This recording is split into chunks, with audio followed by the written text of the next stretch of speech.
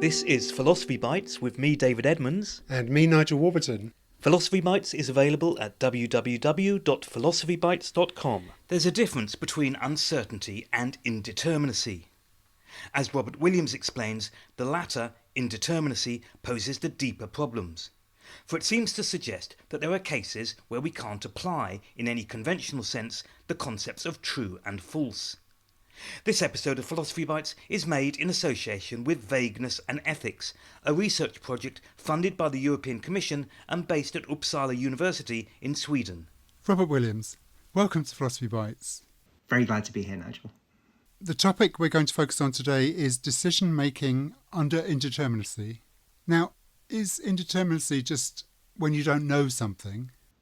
I think it's distinct from that. Uncertainty will be the sort of situation, like if we're thinking about a decision situation, I can decide whether to put my money in the bank or not put it in the bank. And if I'm doing that under uncertainty, it might be because, say, I don't know what the bank's going to do with the money. Don't know whether they're going to invest it in an ethical way or in an unethical way. And that ignorance of what's going to happen, combined with a thought that there is a fact of the matter out there about what's going to happen, it's just my shortcoming that's preventing me knowing it. That's the uncertainty place. And there's a question about what are the right rational rules to guide our decision-making under uncertainty. But indeterminacy will be a different thing. Let's maybe introduce a few examples of it. So lots of these examples are kind of quite mundane, and we'll get to more interesting ones later. But classic example would be indeterminacy associated with vagueness. One stone lying on its own doesn't make a heap. You add another one on, you've still not got a heap. If you've piled up 1 million of them, then you've got a heap. Think about the kind of intermediate cases where you're beyond the case where you've clearly not got a heap, but you're not at the stage where you've clearly got a heap.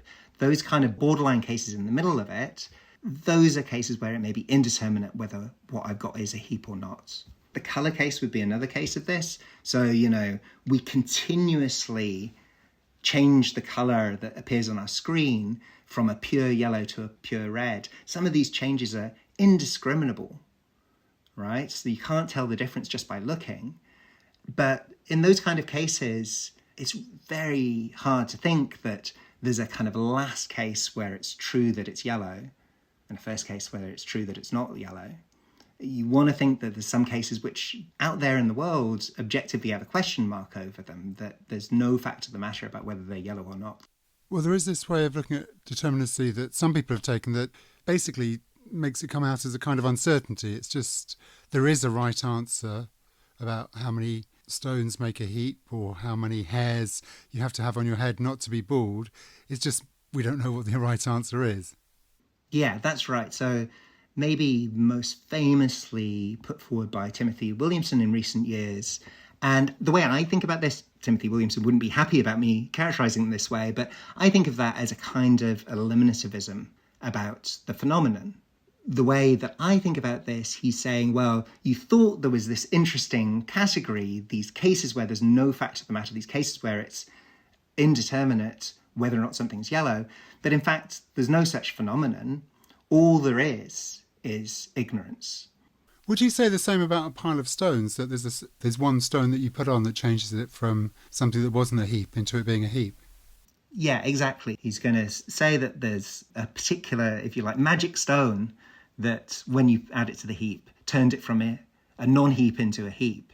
And it's very hard to imagine yourself identifying which that stone was, but that's grist to his mill in the sense that he'd say, yeah, I can explain to you in independent terms why you'd be unutterably, irredeemably ignorant of that fact.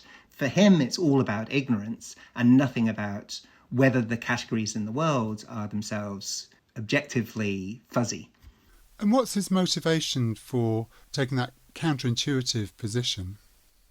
So, as in a lot of his work, he's very interested in having an overall theory that has worked in the past and that we understand really well, and that has many theoretical virtues like simplicity and power and the rest of it. And he thinks that when it comes to matters of logic and theory of truth, then this classical package that we've inherited over the decades, a lot of it in the 20th century, that a classical package is just kind of the best candidate out there. That classical package says, among other things, that if you take any meaningful predicate like red or heap, that for everything it'll either be a heap or not a heap. For everything it's either red or not red. It says when it comes to truth, that for any proposition or anything meaningful sentence, those things would either be true or false. And if we think that indeterminacy and the idea of indeterminacy in the world conflicts with either of those two theoretical claims, what we'd have to go is go back, ditch our successful theory, and construct, as it were, from the ground up, a rival, and then we'd have loads of work to do because all the good things that were done by the classical theory over the last decades would have to be rebuilt and done again with this new hypothetical rival theory. So it's logic, classical logic, driving it to some extent. If you were to apply that style of thinking to moral thinking about indeterminacy, am I right in saying it would turn what looks to be indeterminacy into just further cases of uncertainty? So there may be an indeterminate point at which a fetus becomes a person, let's say. We know that there is a stage where it's not a person, and then we know a stage that we consider it as a person, even if that stage is after it's been born, let's say. There's this continuum, and we have to make a decision about where the cut-off point is.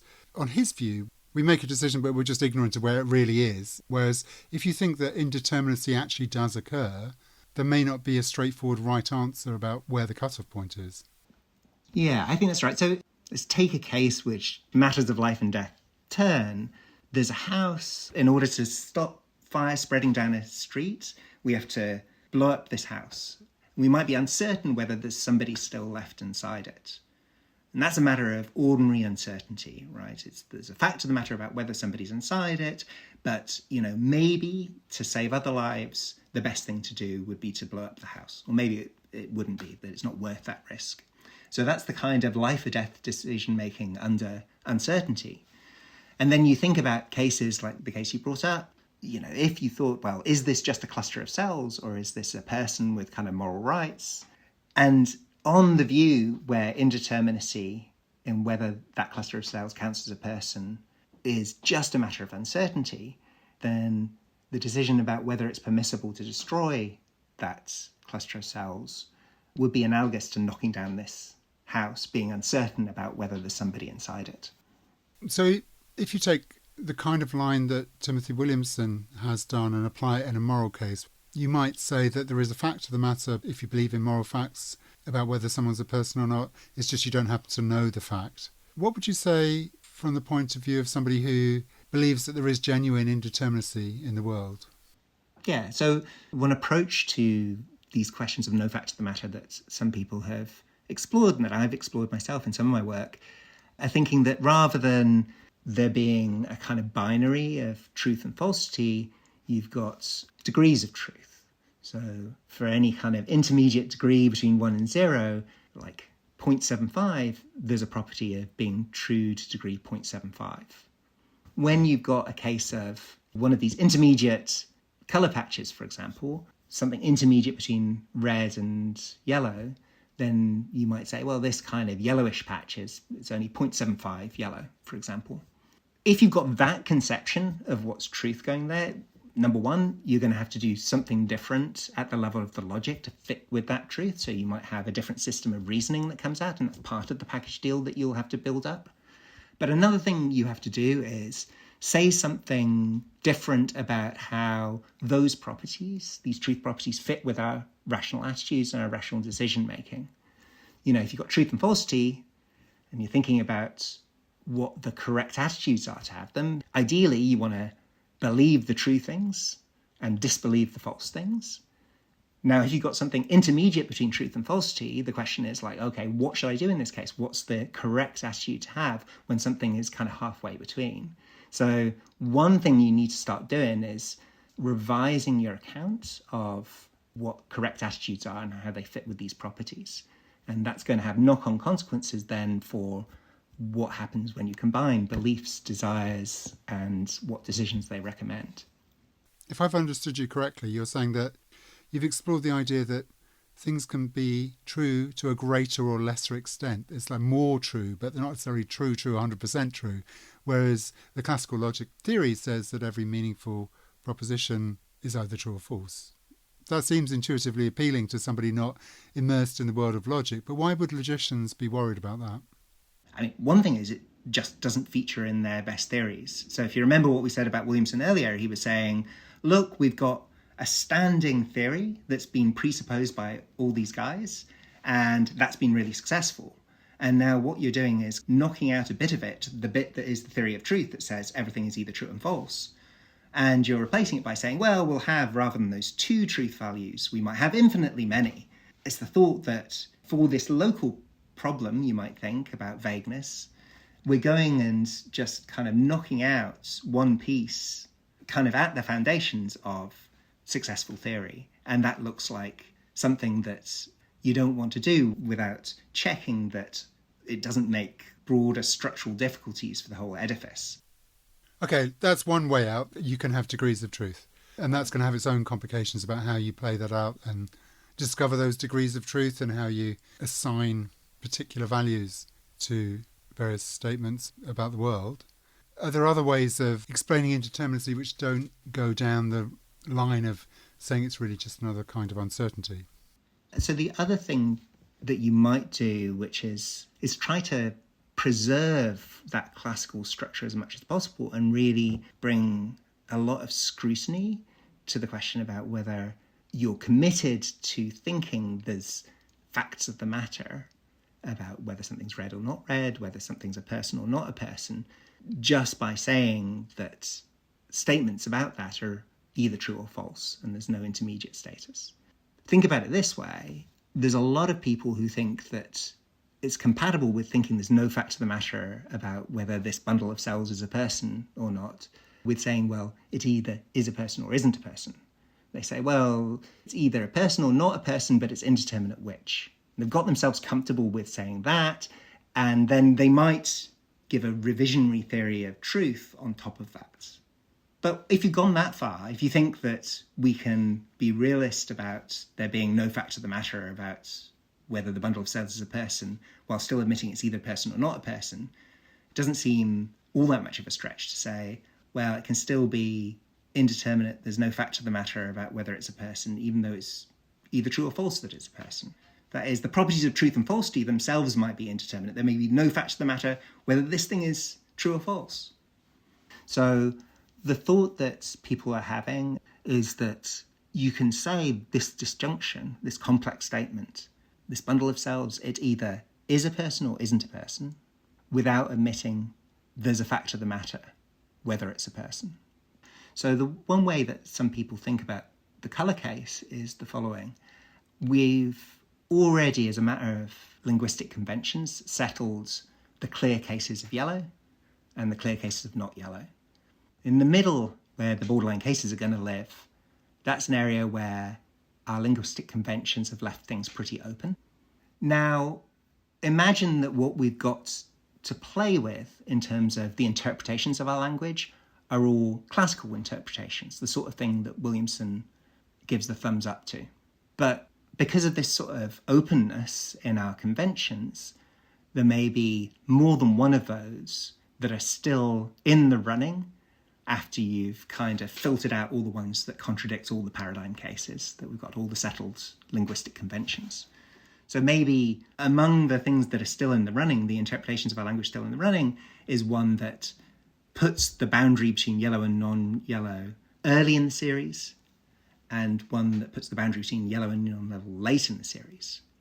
So that's the view of kind of borderlineness, that it would be a matter of these interpretations that are still in the running disagreeing between themselves over the classification of one of these middle cases.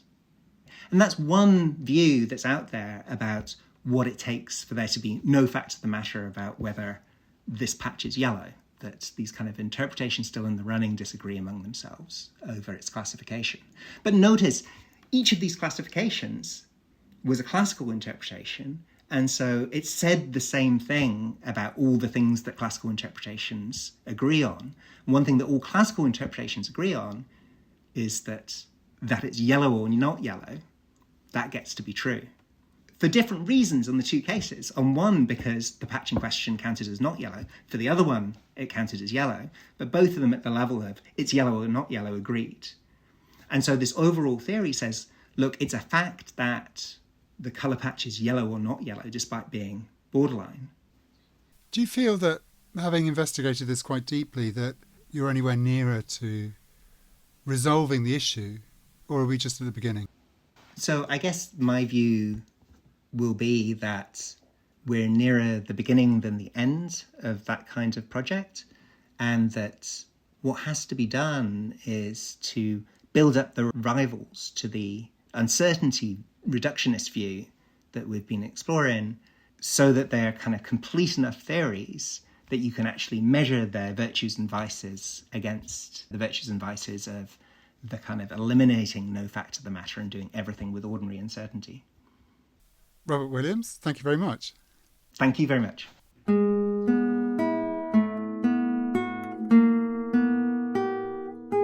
For more Philosophy Bites, go to www.philosophybites.com. You can also find details there of Philosophy Bites books and how to support us.